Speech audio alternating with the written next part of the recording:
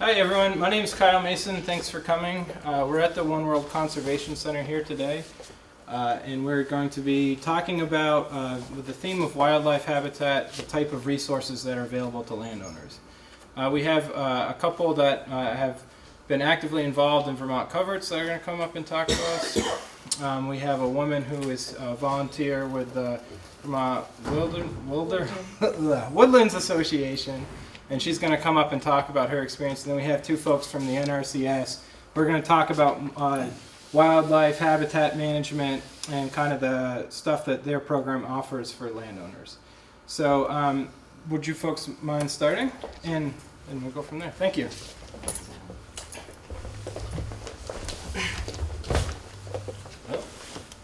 Well, can we turn this off so that it's not in their face if they're not using it? It's a pretty light. I'll say for sure. I think there is. I didn't turn it on. I think this looks like a There you bunch go. of buttons. Great. Oh, good. That work? So, Good. I'm David, and this is Sherry Giddings. We're from Reedsboro. It's in Bennington County. And our experience with coverts really began, we were in the UVA program since about 2000. And we kind of floundered through our first 10-year UVA program. And I think people were a little bit, the person who wrote our program was sympathetic to our cause. We just bought the house, we had some difficulties, and we had a pretty sketchy plan. And for some reason, we were able to pass it, but we didn't really know what we were doing. And so when we had our second 10-year plan, it looked a lot more formidable than what we had experienced the first time around. And so we had some questions, and we didn't have a lot of knowledge about what was going on in the woods. We know some stuff, basic stuff, but as it relates to specific wildlife species or specific trees, and we were just kind of floundering. well, let me add a little bit to that. When we had the first plan, my thought was that a forester just comes in and tells you what to do with your land. You know, well, they know and we don't. So when they said don't do too much, we thought, oh, good, we won't do too much. And then when the next forester came in and wrote another plan, a different plan, the first one wasn't available the second time around, but we tried to have some consistency because I think that that's a good thing. We had a new forester come in and he said, oh, you got to do all this. And then we thought, oh, well, now we got to do we got to do all this. So I really never thought that there were any like landowner options or control, or that we would participate in the planning or the figuring out what to do. So I wanted to say that, but go ahead. Yeah, no, that's good. And so I don't remember how we were introduced to coverts. I do. Oh, good. It was actually somebody who had gone to coverts. My daughter Oh. works for Vermont Woods Studio in Vernon, and the owner of that company, I wish I could do her name. Anyway. Yeah. Anyway, we met her when I went over to see this beautiful store that they have out in the woods of Vernon, and she knew that we owned 83 acres, and she says, "Oh, you have to go to coverts. It's the most fantastic thing you'll ever do, and it's a weekend, and it's free, and you're going to learn so much about your land." And that was it. I was sold. We went home, looked it up online, and that's how we knew. Yeah. So all of a sudden, we find ourselves at a weekend retreat with an incredible amount of knowledge in the room. We were absolutely blown away by the knowledge resource that was there that we had been missing the whole time. We learned about trees. We learned about different types of forestry management. We learned about various species that wildlife that might be on the property. It's not like we're ignorant of that kind of stuff, but this put it in a whole new perspective.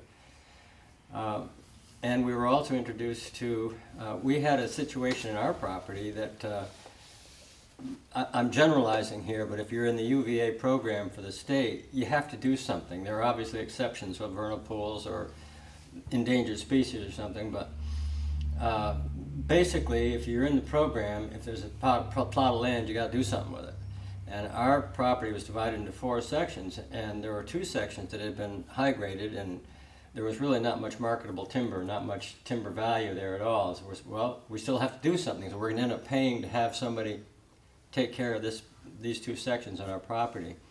But while we were at Coverts, and we learned about Equip. Now, my brother lives out of state, but he had some work done on his property through the WHIP program, but that wasn't being funded 2 years ago when we applied to Equip. So we found that there was something that we could do with this property. We could integrate it with our UVA plan through the Equip.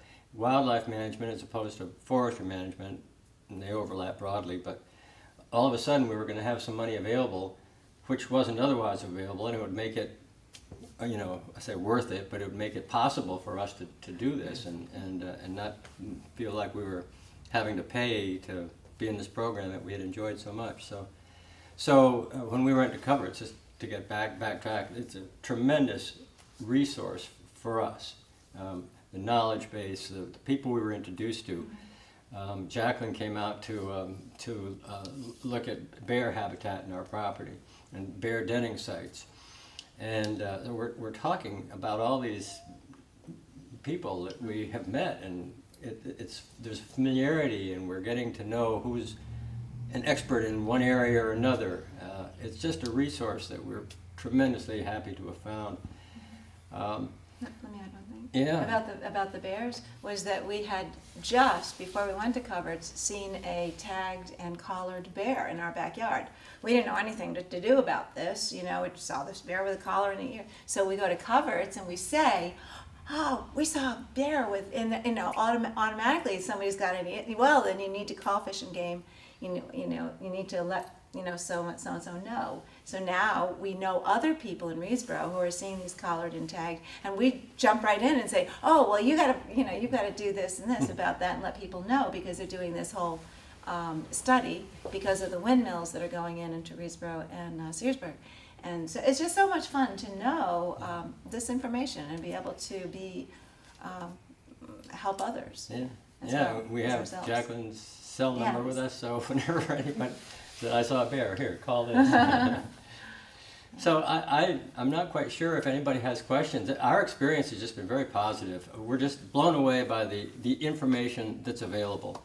And just having been introduced to it has made a tremendous difference in our appreciation for what we have, the appreciation for the dedication that the foresters and the loggers and the game wardens and the whole forestry service industry has in the state. It just makes it a lot more enjoyable for us. Kyle. If you're a landowner, you want to become involved with your program, how does a landowner do that? Involve UVA or Coverts? Coverts. Coverts? Go online. Yeah, I would suggest go online. I don't have Get an Lisa's. application. Yeah, I got an application. It's an Yeah. application process, or just call Lisa. Yeah. There are phone numbers online to call, Yeah, you just and they look would up direct you. Coverts. Yeah, And Google Coverts, and that's all you have to do? I think so. Okay. That's how we did. Vermont Coverts is what I would do. We But were just told Vermont Coverts. I went online. It just told all about the weekend. There's 2 campuses. They have 2 weekends. One is in the spring. One is in the fall. One is on Lake Bombazine. The other is, I don't know, because we went to Lake Bombazine.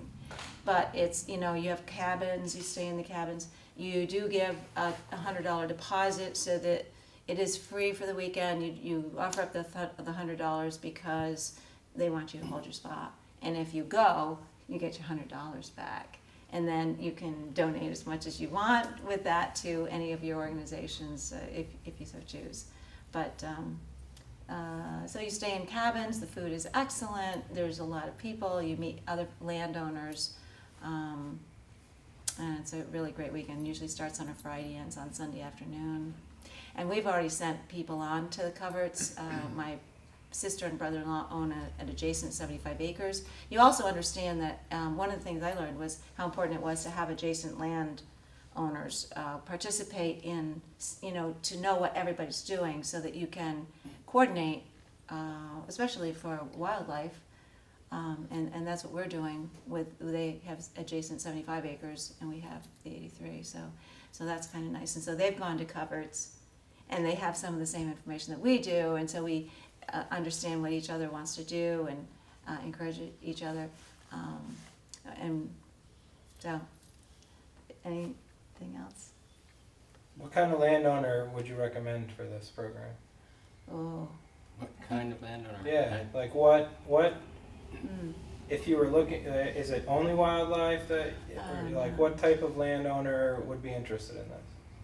Anybody with land. Yeah, 10 acres or, I don't know. Do you need to have land? I sort of relate that to when we applied to the UVA 16 years ago or whatever it was. And they ask you what do you expect to see with your land? What are your goals with the property that you own? So there may be a minimum requirement. I don't know what it is, 25 acres now for UVA, I think. So, and I don't know if Coverts has any minimum requirement. There's nothing that says you have to be in UVA to contact Coverts. But anybody who has land and is interested in maintaining the healthy land and healthy wildlife habitat, UVA for forest, and again I'm differentiating very broadly, but wildlife management. Anybody who has an interest in the flora and the fauna of their land, get in touch with them.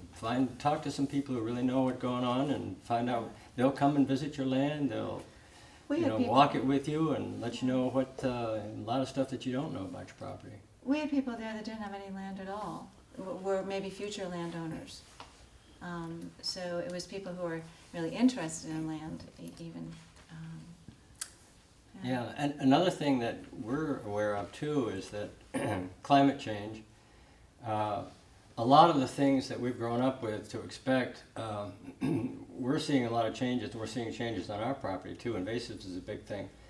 So you can have 5 acres and you're a little patch of woods, and you cut some trees, and all of a sudden you got this barberry, or you've got whatever it happens to be. You've got the multiflora rose. It looks so beautiful, and now all of a sudden you got to pay attention to the way you're going to manage your property, and if invasives are coming in, how do you deal with them? Because I think that's something that's really, really big now, especially if you're in some sort of a property management situation, because we're clearing, we're doing patch cuts, and we're just opening it up for invasives. So we have to know about that and figure that into our entire plan.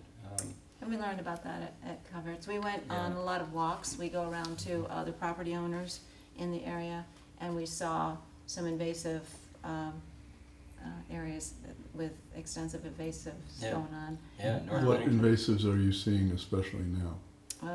Barberry. Yeah, and the multiflora rose. We do on our property. That's what we see on our property. But we visited a site with something else that we don't have. I don't remember what that was. I don't remember what you're talking about.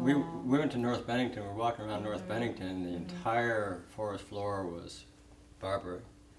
You couldn't even walk through it, just as far as you could see. We also saw a lot of, we saw some cuttings that were done. You have to get used to that messy is best theory, and that's hard for some landowners to understand, that actually you don't want to just make this beautiful looking forest that has nothing at the foot. You just learn that what a healthy looking forest looks like. We go to visit them. We saw some clear cutting. We saw some patch cut. We saw the invasives. So at Coverts, you get to see examples and samples of things that people are talking about. So that was really helpful. So now when we see our land that's been managed, it looks beautiful. As you climb, like today, looking for Brush bears. piles are good. Yeah, brush is piles are good. So we learned a lot. So did the knowledge give you kind of the confidence to go out and do the work, or do you feel it was more that knowledge enabled you to work better with your forester, or both? Oh. Yeah, I'd say both, but at this point, we working with the forester is the big thing, and we're getting on so that we just don't get out into the far reaches of the woods as much as we used to. Mm-hmm. A lot of our efforts now are closer to home, where we can manage it comfortably. Mm-hmm. And there's a lot of part of our property is really not accessible with our tractor, so but where we can go out with a forester and talk with the forester about what's going to happen here and there, and understand when he starts talking Yeah. about patch cuts and when he Right. starts talking about this and that. Work properly, Yeah. we know what he's talking about. We know what he's talking about, and we've seen well managed forests, and we've seen some that weren't so well managed, when we were at Coverts, and so we're able to perhaps be a little bit more discerning and ask better questions to the forester, and what's appropriate for us, and how's this going to work according to what our situation is. So the education that we got really helped us to helped in our dialogue with the forester, and it gave us a better understanding of what his plans were when we how he saw the plan that the first forester that we had wrote for us, and then he left. So this other fellow stepped in. So it really helped us to understand what this other fellow had left in our laps, and we really didn't know what was going on. Basal area, what's that? Total basal Yeah, area. right.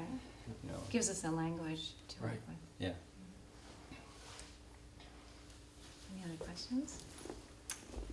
All right. Okay, if that's it, thank you very much. you. Thank you.